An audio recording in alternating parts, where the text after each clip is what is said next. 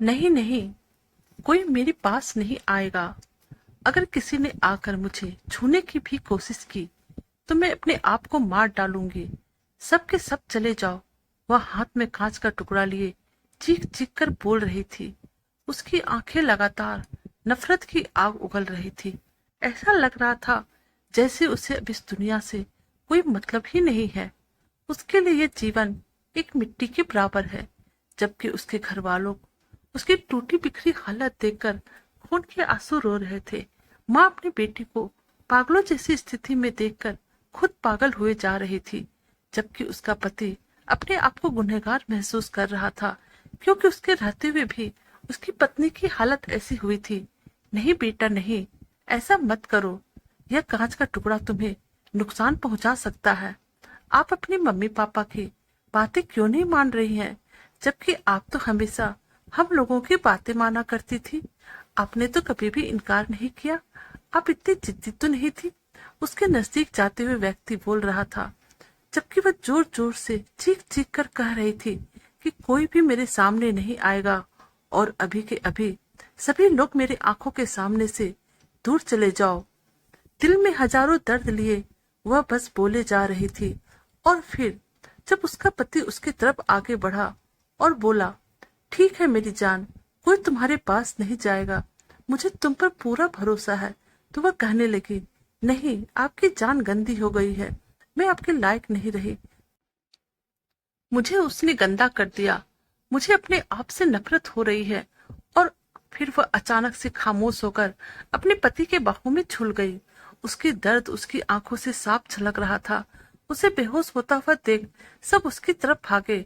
उस देवी जैसी मासूम सी लड़की की तकलीफों को देखकर सभी लोगों की आंखों में आंसू आ गए। परंतु जैसे ही मैं उसके करीब गई तो मेरी तो चीख ही निकल गई, क्योंकि हमारी जिंदगी में कुछ दुख ऐसे भी होते हैं जिसकी रोजमर्रा झंझटों के सामने हम भूल जाते हैं। परंतु कुछ ऐसे भी दुख होते हैं जिसे कि हम भूलना भी चाहे तो नहीं भूल सकते हैं, और वह हर पल हमारी आंखों के सामने आ ही जाती है और हमें हर पल अपनी गलती का एहसास कराते रहती है। और हम भुला हुआ दुख, खोई हुई याद आंखों के सामने पूरी शिद्दत से ताजा हो जाती है। और अगर हम किसी को अपनी कहानी सुनाने बैठ जाएं, तो लोगों को लगता है यह तो मनगढ़ंत कहानी बता रही है और झूठ बोल रही है। भला आज के दौर में भी ऐसा होता है? उनको क्या पता मैं और मेरी फैमिली कैसे कैसे दुख और दर्द में जी रहे हैं, जो शब्दों से बयान नहीं है सकता। मेरे ससुर को बहुत पहुंचे हुए संत समझा जाता था। गांव भर में उनकी बहुत ही इज्जत होती थी। लोग कहते थे यह कोई चमत्कारी संत है। हमारे गांव में एक परंपरा बहुत दिनों से चली आ रही थी। जब भी किसी लड़के की नई शादी होती और उसकी दुल्हन हमारे गांव में आती तो उसे पहली रात ससुर के कमरे में छोड़ा जाता और वह लड़की शादी के पहले महीने ही पेट से हो जाती थी। और सारे गांव में यह हल्ला था कि मेरे ससुर जी बहुत ही चमत्कारी पुरुष है, क्योंकि उनके कमरे में ही पहली रात दुल्हन रहने के लिए जाती थी और फिर कुछ दिनों बाद वह पेट से हो जाती थी। और उन गांव के भोले भाले लोगों को लगता था कि हमारे ससुर जी के इलाज के कारण यह संभव हुआ है। और जब मेरी बहन की बारी आई तो मैंने बहुत रोकने की कोशिश की, मगर सब बेकार साबित हुआ। और शादी के अगले दिन जो हुआ उसे देखने और सुनने के बाद सबके होश उड़ गए। मेरा नाम सालू है। हम लोग खाते पीते घर से थे। हमारी एक छोटी सी फैमिली थी जिसमें मम्मी पापा और हम दो बहनें थे। हम सभी लोग हंसी खुशी से रह रहे थे। ज्यादा बाजार सोशल होना मुझे पसंद नहीं था। बस कॉलेज से घर आती और घर से कॉलेज जाती थी। मैं अपने चेहरे पे हमेशा दुपट्टा बांधकर कॉलेज आती जाती थी।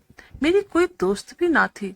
मैं पढ़ाई के अलावा और किसी चीज में कोई दिलचस्पी नहीं रखती थी, क्योंकि मैं जानती थी कि मेरे पापा ने अपने खानदान वालों के विरोध जाकर हम दोनों बहनों को पढ़ाई कराने का फैसला लिया था।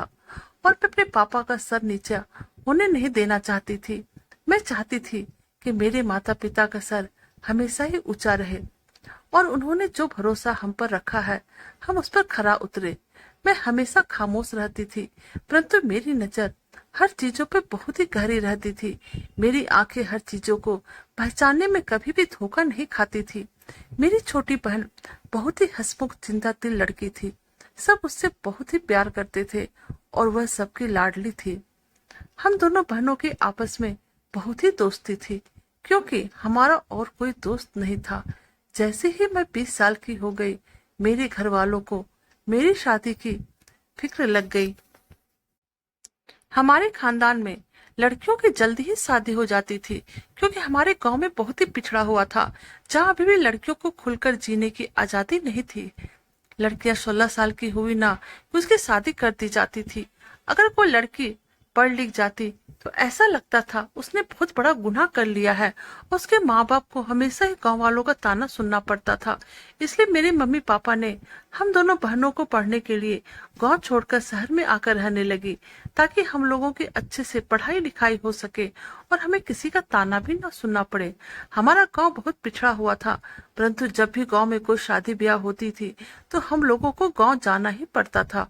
और सिर्फ हमें नहीं, बल्कि गांव के बाहर जो भी रिश्तेदार रहते थे उन्हें भी शादी ब्याह में गांव ही आना पड़ता था। अगर वह गांव आकर शादी ब्याह नहीं करते तो ऐसा मानना था कि उसके साथ कोई घटना हो जाती। और अंदर से सभी लोग इस रस्मों रिवाज से बहुत ही परेशान थे, परंतु कुछ खोलकर बोल नहीं पाते थे। बस वर्षों से जो परंपरा चली आ रही थी, सब उसे निभाते जा रहे थे। उसमें से काफी लोग पढ़े लिखे अच्छे अच्छे पद पर सेटल हो चुके थे। मैं अगर कोई भी इस रस्मों रिवाज के बारे में खुलकर बातें नहीं करते थे। और हकीकत तो यह थी कि हमारे माँ बाप भी रस्मों रिवाज को खुशी खुशी पालन करते थे, परंतु नए नौजवान इस रस्मों रिवाज से परेशान रहने लगे थे, तो वे अपने पैरों की बेटियां तोड़ना चाहते थे। मगर अफसोस, ऐसा मुमकिन नहीं था। अगर नौजवान इस बारे में बुरा भला कहते तो वो दुश्मन हो जाते और उन्हें खूब कोसा जाता था। मुझे गांव तो पसंद था, मगर गांव के लोग एक जरा भी नहीं भाते थे। हमारे गांव के परंपरा के कारण मेरी और मेरी छोटी बहन की मंगनी बचपन में ही हो गई थी। हम दोनों बहनों की मंगनी पापा के दोस्त, जिन्हें हम बाबा कहते थे, उनके बेटों के साथ हो गई थी। बड़े बेटों के साथ मेरी मंगनी और छोटे बेटे के साथ मेरी छोटी बहन की मंगनी। और फिर उस समय यह बात रखी गई थी कि जब हम 18 साल के हो जाएंगे तब हमारी शादी कर दी जाएगी। और आज मैं 20 साल की हूँ और मेरी बहन 18 साल की हो गई थी। मेरी शादी की तारीख रख दी गई थी और मैं बहुत घबराई हुई थी, क्योंकि बाबा जी यानी मेरे होने वाले ससुर गांव में ही रहते थे। उनका रहना हमेशा गांव में ही होता था और उनके दोनों बेटे जमीन और कारोबार संभालते थे। परंतु मेरे बाबा मेरी दोनों बहनों की पढ़ाई के कारण और अपनी जॉब के कारण हम लोग शहर में ही रहते थे। जब हम लोग छुट्टियों में गांव जाते थे तो मेरा तो दम ही घुटने लगता था। मुझे गांव बिल्कुल भी पसंद नहीं था, परंतु अब तो मेरी शादी गांव में ही हो रही थी और मुझे शादी के बाद हमेशा के लिए गांव में ही रहना था। यह सोच सोच कर ही मुझे परेशान कर देता, मगर मैंने सब अपने ईश्वर पर छोड़ दिया था।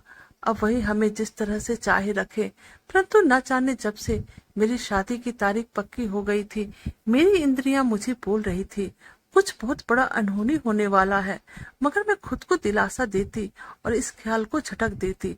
माँ की ख्वाहिश थी कि दोनों बहनों की शादी एक साथ किया जाए, ताकि एक दूसरे का सहारा बने। मगर ससुर जी ने कहा कि अभी छोटे बेटी की शादी नहीं करनी है। फिलहाल थोड़े दिन बाद ही छोटे बेटे की शादी होगा, जो अभी हम केवल बड़े बेटे की ही शादी करते हैं। सुनकर मैं उदास हो गई, जबकि मेरी छोटी बहन टीना बहुत खुश हो गई। वो कहती थी कि पहले तुम्हारी शादी हो जाएगी तो अच्छा रहेगा, मुझे भी पता चल जाएगा कि मैं वहां निभा पाऊंगी कि नहीं। मुझे अपनी बहन पर बहुत ही गुस्सा आता था, क्योंकि वह मुझे टेंशन में देखकर भी हर समय मेरा मजाक करते रहती थी। मुझे अपने मम्मी पापा पर भी गुस्सा आ रहा था कि मेरे इतने पढ़े लिखे और जॉब करने का क्या फायदा, जो मुझे इन लोगों की परंपराओं को निभाना पड़ रहा है। मैंने अपनी शादी की तैयारी में कोई दिलचस्पी नहीं ली, क्योंकि मैं अभी शादी नहीं करना चाहती थी और आगे पढ़ना चाहती थी, जॉब करना चाहती थी। मगर इस खानदान में पढ़ाई की इजाजत बहुत मुश्किल से मिलती, वहां जॉब करना तो नामुमकिन था। शादी की तैयारियां पूरी हो गई और अब हम लोगों को गांव में जाने की बारी थी, क्योंकि शादी मेरी गांव से ही होने वाली थी।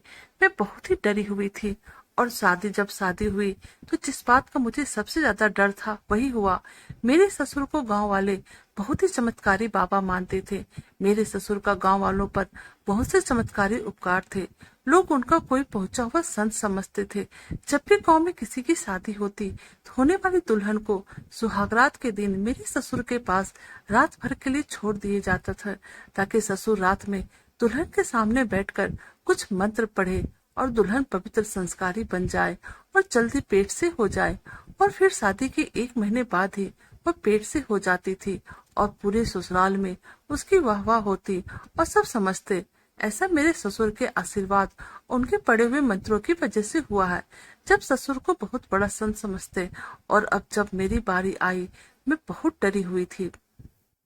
जब मुझे पति के कमरे की बजाय ससुर के कमरे में ले जाया गया तो मेरा सर चकराने लगा, क्योंकि मैं पढ़ी लिखी समझदार लड़की थी। मुझे अंदाजा था कि ऐसा कोई चमत्कार नहीं होता और किसी भी जवान लड़की को गैर मर्द के साथ अकेले में नहीं बैठना चाहिए। मगर इस बात का कौन समझता, अगर मैं कुछ बोलने लगती तो मेरी पढ़ाई को हर बार निशाना बनाया जाता और कहा जाता कि चुप करो, पढ़ लिख कर लड़की का दिमाग खराब हो गया है। कहा था रामवीर को अपने बेटियों की इतना मत पढ़ाओ कि वो सारी रस्मों रिवाजों को में ना नुकुर करने लगे। मगर वह हमारी सुनता कब था। हर बार मेरे कुछ बोलने पर सभी लोग मेरे पापा पर इल्जाम लगाने लगते और मेरे पापा किसी मुजरिम की तरह सर झुकाए चुपचाप खड़े रहते। मैं अपने पापा से बहुत मोहब्बत करती थी और मैं नहीं चाहती थी कि मेरे पापा सबके सामने शर्मिंदा हो और उनका सर शर्म से झुके। इसलिए अगर मुझे कोई बात पसंद ना भी होती फिर भी मैं चुप ही रहती। मेरी शादी के वक्त मेरे पापा ने मुझसे कहा था, देखो बेटा, मैं सबकी नाराज करके तुम दोनों बेटियों को पढ़ाया लिखाया और समझदार बनाया। मैं चाहता था कि मेरी बेटियां समझदार पढ़ी लिखी हो जाए, इन्हें सही गलत का पता चल जाए। अब मेरी इस समझदारी को मेरे लिए सजा मत बनने दो। तुम्हारे ससुर बहुत सख्त मिजाज के हैं, उनके सामने चुप ही रहना। अगर कुछ भी बोला तो हर बार तुम्हारी पढ़ाई को ही इल्जाम लगाया जाएगा और मुझे बदनाम किया जाएगा। वह लोग जो भी बोले चुपचाप करते जाना। कुछ भी करने से वह लोग पीछे तो कभी नहीं हटेंगे, उल्टा तुम्हारा जीना दुश्वार कर देंगे। मेरी बेटी, तुम पढ़ी लिखी समझदार हो और अब मेरी बात समझ गई होगी। पापा की बात मैंने सर हिलाया, मगर जब पापा चले गए तो मैं घंटों रोती थी। यह सब क्या हो रहा था मेरी जिंदगी में? मुझे सही गलत का पहचान होने पर भी मुझे चुप रहने के लिए कहा गया था। अगर मैं चुपचाप हर जुल्मों को बर्दाश्त करती ही जाऊं तो मेरी उससे पढ़ाई का क्या फायदा जो मेरे से किसी काम का ना आए और उल्टा मुझे ही बदनाम किया जाए। मुझसे तो अच्छी गांव की गवार लड़कियां थी जो कि उन चुपचाप कहा जाता चुपचाप हंसी खुशी कर लेती थी, क्योंकि उन्हें सही गलत की पहचान नहीं थी और वह शिक्षा जैसे जेवर से वंचित थी। इन सब बातों का गलत होने के बावजूद मैं घूंघट लिए अपने कमरे में आ गई। अब जो मेरे अंदर बीत रहा था वह तो मेरा भगवान ही जानता था, मगर मुझे खामोश रहना था और फिर मैं घूंघट ओढ़कर पलंग पर बैठ गई। थोड़ी देर बाद ही कमरे में मेरे ससुर आए, जिसे देखते ही मैं शर्म के मारे गड़ गई कि जो घूंघट मेरे पति को उठाना था आज वो कोई और ही उठाने वाला था। मेरा दिल इतना जोर से धड़क रहा था, ऐसा लग रहा था कि सीने चढ़कर बाहर आ जाएगी। तभी ससुर ने मेरा हाथ पकड़ लिया। मुझे लगा बस अब सब खत्म हो जाएगा। वह ढोंगी आदमी मुझे बर्बाद कर देगा, क्योंकि यह ढोंगी हर लड़कियों के साथ ऐसी ही हरकत करता होगा। मेरा तो मन कर रहा था कि मैं जोर जोर से चिल्लाऊं, परंतु मेरे ससुर की आवाज ने मेरा मुंह बंद कर दिया। पढ़े लिखे होने के बावजूद और समझदार होने के बावजूद उन्होंने मुझे खामोश कर दिया। मैं उसे रस्म रिवाजों में बुरी तरह से जकड़ गई। मुझे इतना मजबूर कर दिया गया था कि मैं गलत को गलत भी नहीं बोल सकती थी। मेरा दिल खून के आंसू रो रहा था। मुझे बहुत तकलीफ हो रही थी। मुझे दिमागी तकलीफ और जिस्म की तकलीफ दोनों का सामना करना पड़ रहा था, मगर मुझे खामोश रहना था। किसी बात का जिक्र नहीं करना था कि उस कमरे के अंदर क्या हुआ। मुझ पर कैसे जुल्म किया गया, यह राज मुझे अपने सीने में दफन करना था। अब मैं सुन हो चुकी थी। पहले दिन इतना कुछ बर्दाश्त कर लिया था, अब किसी भी चीज की गुंजाइश ही नहीं बची थी। बस अंदर ही अंदर मुझे एक ही बात खाई जा रही थी और बार बार मेरे दिमाग में अपनी मासूम बहन का चेहरा घूमता नजर आ रहा था कि वह ये सब कैसे बर्दाश्त करेगी। वह तो इस शादी को लेकर बहुत खुश है, परंतु जब उसकी इस सच्चाई का सामना करना पड़ेगा तब पता नहीं वह क्या होगा। और फिर यूं ही दिन बीतने लगे और शादी के 1 महीने बाद ही मैं पेट से हो गई। मगर मेरे सारे जज्बात मर चुके थे। खुशी क्या होती है मुझे मालूम ही नहीं था। मैं एक जिंदा लाश बन चुकी थी। मुझे ऐसा लग रहा था कि मेरी जिंदगी एक बोझ बन गई है। परंतु मेरा पति बहुत ही अच्छा था और मेरा बहुत ही ख्याल रखता था। मुझे उससे कोई शिकायत नहीं थी, लेकिन वह भी बस रस्मों रिवाज के बारे में ही बातें करता रहता था। अब मैंने भी अपनी जिंदगी के साथ समझौता कर लिया था। गांव के रहन सहन के मुताबिक खुद को ढाल लिया था। मैं जब अपने मायके जाती तो पापा मुझसे पूछते थे, तुम खुश क्यों नहीं लगती हो, इतनी खामोश क्यों हो गई हो। मुझे तुम्हारे चेहरे पर तो हंसी दिखती ही नहीं है। और मैं बस मुस्कुराकर कहती, पापा मैं बहुत ही खुश हूँ। परंतु मेरे अंदर जो चल रहा था वह बस मैं ही जानती थी। मैं जब भी अपनी बहन की तरफ देखती, जो कि हर समय घर में उछल कूद करते रहती, बात बात पर चहकते रहती, जिसकी वजह से इस घर में हर समय रौनक सा रहता था, मैं उसको हंसता मुस्कुराता देखकर दिल से उसके लिए दुआ करती थी कि हमेशा ऐसे ही हंसते रहे। मगर ईश्वर से लगाई गई हर उम्मीद तो पूरी नहीं हो पाती। हम तो सिर्फ ईश्वर से प्रार्थना ही कर सकते हैं।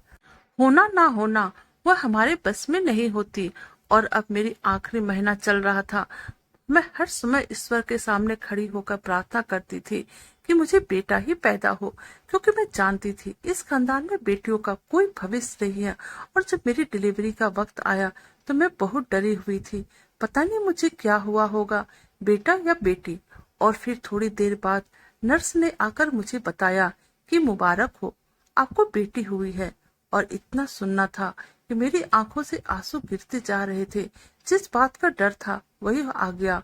मगर जब मैं अपनी मासूम बेटी को देखी तो हैरान रह गई। उसकी शक्ल बिल्कुल मेरी छोटी बहन टीना की तरह मिलता जुलता था। मैंने अपनी बेटी की तरफ देखा तो खुद से एक वादा कर लिया, जो कुछ मेरे साथ इस घर में हुआ है अपनी बहन के साथ नहीं होने दूंगी। और फिर इसी बीच मेरी बहन की भी शादी की बात होने लगी। अब मेरा देवर भी शादी करने के लिए तैयार हो गया था और शादी की तारीख भी रख दी गई थी। मैंने अपनी माँ के आगे हाथ जोड़े और कहा, माँ प्लीज ये शादी मत होने दो, तुम लोग ऐसा मत करो, अभी भी वक्त है, टीना की जिंदगी बर्बाद हो जाएगी।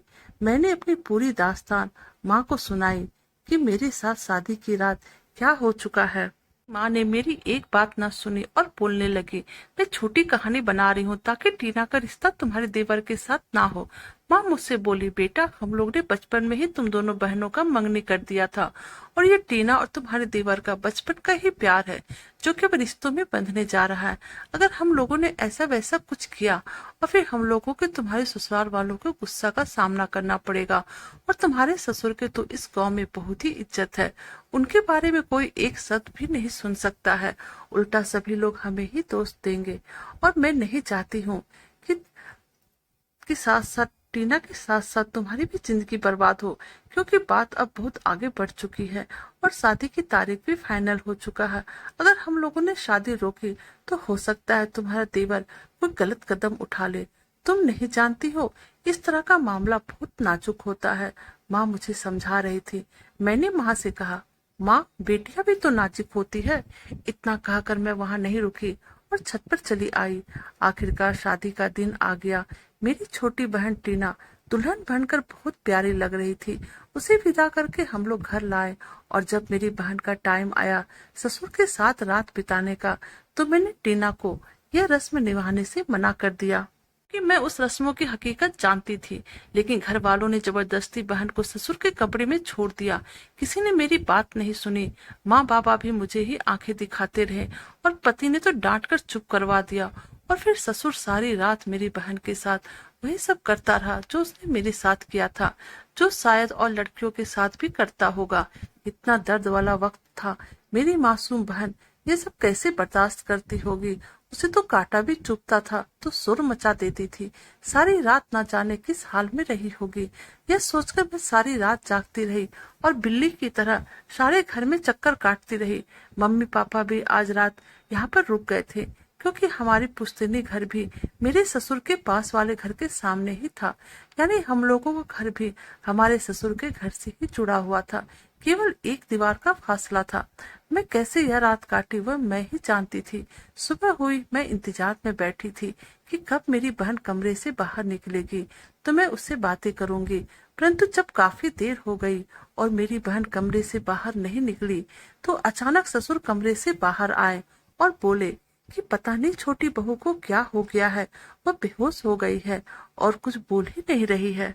ना था कि सभी लोग कमरे के अंदर की तरफ भेज गए और पानी का छींटा टीना के मुंह पर मारने लगे। और अचानक से टीना चीख मारते हुए उठ खड़ी हुई।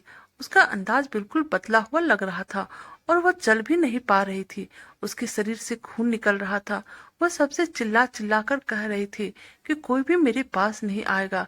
मम्मी पापा और मेरा देवर उसे समझा रहे थे, परंतु वह किसी की बात नहीं सुन रही थी और फिर खड़ी थी। और जब टीना को देखे जा रही थी उसकी हालत, तभी वह ड्राम से नीचे गिर गई। उसके हाथ से कांच का टुकड़ा गिर गया और फिर बेहोश हो गई। सभी लोग उसे उठाने की कोशिश कर रहे थे। पानी के छींटे उसके पर मुंह पे मारे जा रहे थे, मगर मैं एक जगह जम सी गई थी। मुझसे हिला भी नहीं जा रहा था और मुझे किसी अनहोनी का अनुमान हो रहा था। जब सब इधर उधर भाग रहे थे और मम्मी पापा तीनों की हालत देखकर तड़प रहे थे, तो मैं अपने मरे हुए कदमों से न जाने कैसे टीना के पास पहुंच गई। चेहरा देखकर मुझे ऐसा लगा जैसे कि मेरा दिल की धड़कना ही बंद कर देगा। टीना आखिरी सांसें ले रही थी। उसने जरा सी आंखें खोली और मेरी तरफ माँ की तरफ देखा, बाबा की तरफ देखा और हमेशा हमेशा के लिए मेरी मासूम बहन ने अपनी आंखें बंद कर ली। उधर टीना की आंखें बंद हुई, इधर मुझे लगा कि मेरा दिल बंद हो जाएगा, मगर मैं जिंदा थी। मुझे कुछ नहीं हुआ था। मैं अपनी बहन के लिए कुछ नहीं कर सकती थी। मैं उसकी जान नहीं बचा पाई थी। उन लोगों के दकियानुसी रस्मो रिवाज जीत गए थे और एक बेजुबान मासूम लड़की हार गई थी। मुझे लग रहा था कि मैं अपनी बहन की मुजरिम हूँ। सारे घर में कोहराम मचा था और कल जो बहन की डोली हमारे घर पे आई थी, अर्थी उठने की तैयारी हो रही थी। सभी की आंखें नम हो गई थी। कल तक जो मेरी प्यारी बहन लाल साड़ी पहनकर दुल्हन बने हमारे घर आई थी, आज उसे सफेद कफन पहना दिया गया था। उसके हाथों में मेहंदी से बने बेल बूटे बहुत खूबसूरत लग रहे थे, मगर अब उसकी खूबसूरती फीकी होती जा रही थी। मेरे पापा को सदमा लगा था और उन्हें समझ में नहीं आ रहा था अचानक से टीना को क्या हो गया था। हम इसी समय की चपेट में थे। तब मेरे ससुर जी ने नया बहाना बनाया और लोगों के सामने ऐलान किया कि मेरी बहन को कोई और लड़का पसंद था, इसलिए उसने रात में जहर खा लिया। वह कोई और लड़का को पसंद करती थी, क्योंकि वह शहर में रहती थी और वहां पे पढ़ती थी। का किसी से चक्कर था, इसलिए उसने शादी की रात यह कदम उठाया। मेरे ससुर की बातें सुनकर मेरे मम्मी पापा, जो पहले सदमे में रो रहे थे, अब शर्म के मारे अपनी आंखें बंद किए बैठे थे। अपने मम्मी पापा के इस तरह देखने के बाद मुझे इतना गुस्सा आया कि मेरे को बर्दाश्त करने की क्षमता ही खत्म हो गई और मैं सभी के सामने अपने ससुर की काली चिट्ठा को उजागर करके रख दिया और बोली, यह आदमी झूठ पर झूठ बोलकर सबको गुमराह करता है। इसके पास कोई चमत्कारी ताकत नहीं है। यह पहली रात दुल्हन को कमरे में रस्सी से बांधता है और उसका मुंह बंद करके उसके साथ जबरदस्ती करता है और जबरदस्ती शराब पिलाता है। यह सब उसकी अय्यासियों का ही खजाना है। जल्लाद वाला चेहरा छुपा हुआ है, जो लड़कियों की इज्जत से खेलता है और लड़कियों को धमकाता है। अगर किसी ने भी यह बात किसी को बताया तो उसके साथ साथ उसके माँ बाप और उसके पूरे खानदान के घर को बर्बाद करके रख देगा। यह इतना जल्लाद है कि इसने अपनी खुद की बहू को भी नहीं छोड़ा। इसने मेरे साथ भी वही गंदी हरकत की। मैंने अपनी माँ को कितनी बार बताया कि टीना की शादी इस घर में ना करे, क्योंकि यह जल्लाद उसे भी नहीं छोड़ेगा। को हमेशा यही लगता था कि मैं गांव में खुश नहीं हूँ, इसलिए वह मेरी बहन के बारे में ऐसे कह रही है। आज अगर मेरी माँ ने मेरी बात पे यकीन किया होता तो टीना मौत के मुंह में नहीं जाती। अब सब खत्म हो गया, सब तबाह हो गया। अगर अभी सारी लड़कियां गवाही दे दे जिनके साथ यह आदमी जुल्म कर चुका है, तो आइंदा कोई लड़की इसके जुल्मों का शिकार नहीं बनेगी। वहां पर खड़े सभी आदमी, औरतें और लड़कियां मेरी बातें सुन रहे थे। मी थी तो कुछ लोग के चेहरे पे गुस्से का भाव था। उसी वक्त मेरे पति आगे बढ़े और मुझे हाथ से पकड़कर घसीट कर ले जाने लगा और वो बोलते जा रहे थे, तुम्हारी हिम्मत कैसे हुई मेरे देवता जैसे बाप पर इतनी घटिया इल्जाम लगाने का। मेरा पति मुझे घसीट रहा था और फिर अचानक से जब एक लड़की आगे बढ़ी और कहा, यह लड़की सच बोल रही है, यह आदमी बहुत बुरा है। सालू ने जो कहा एक एक शब्द सच है। और फिर तभी सब लड़कियां एक साथ एक जबान में बोलने लगी और मैं हैरत से सबकी तरफ देख रही थी, पर सबकी हिम्मत आ गई थी। यह सब टीना की हालत को देखकर डर गई थी और फिर मेरे आगे बढ़ने पे सभी ने मेरा साथ दिया। अब उस घटिया इंसान के चेहरे से नकाब गिर गया था और उसका असली चेहरा सबके सामने आ चुका था। अब तो सब लोग भी पागल हो चुके थे। सारी लड़कियों के पतियों ने और बुजुर्गों ने मेरे ससुर पे हमला बोल दिया और उन्हें बेदर्दी से मारने लगे। तभी किसी ने पुलिस में खबर कर दी और जब पुलिस हमारे गांव में आई तो सारे लोगों ने एक साथ मिलकर गवाही दिया। आज मुझे मेरे माँ बाप का कोई तरस नहीं आ रहा था। उनको तो बस बेटियों की शादी करनी थी और उसे विदा करके अपना फर्ज पूरा करना था। उनके इस बात से कोई मतलब ना था उनकी बेटियों के साथ क्या हो रहा है। ये लोग पढ़े लिखे तो थे, परंतु घटिया रस्मों रिवाज के चक्कर में अपनी बेटियों की इज्जत का सौदा कर रहे थे। लड़की को सारी रात गैर मर्दों के साथ अकेले कमरे में बंद किया जाए तो उसके साथ यही होगा ना। हाँ, कभी इत्तेफाक से दो लड़कियां पहले महीने में ही पेट से हो गई थी। क्योंकि छोटी उम्र लड़कियों की शादी होती है तो कोई मसला नहीं होता है, इसलिए लड़कियां जल्दी प्रेग्नेंट हो जाती थी। और फिर सभी ने खुद से ही यह ससुर की कोई चमत्कारी ताकत है। अब मेरा ससुर जेल की सलाखों के पीछे था, कोई भी उससे मिलने नहीं जाता था। ससुर की औलाद भी बाप की सूरत से शर्मिंदा था और लोगों को अपना मुंह दिखाने के काबिल नहीं था। इसलिए सारी संपत्ति गांव में हम लोगों ने उसे माफी मांगता था और अपनी बेटी के भविष्य से डरता था। अब उसने भी मान लिया था कि उसे अपनी बेटी को अच्छा भविष्य देना है, चाहे जो कुछ भी हो जाए। कोई घटिया रस्म रिवाज का पालन नहीं करना है। और फिर मेरे पति ने शहर में अपना कारोबार शुरू, अंदर घुट घुट कर जी रहे थे और बोलते रहते थे कि मैं अपनी दोनों बेटियों का मुजरिम हूँ। मेरी माँ तो टीना के गम में बहुत जल्दी ही ऊपर चली गई और आज भी जब मैं अपनी मासूम बेटी का चेहरा देखती हूँ तो मुझे अपनी मासूम बहन का चेहरा याद आ जाता है। एकदम से मेरी बहन टीना के जैसा ही है। बस अब हर वक्त दुआ करती हूँ कि इसका नसीब टीना के जैसा ना हो।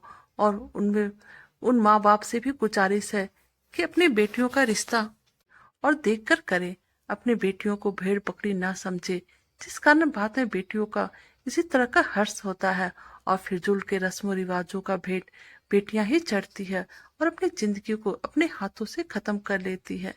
तो दोस्तों, आपको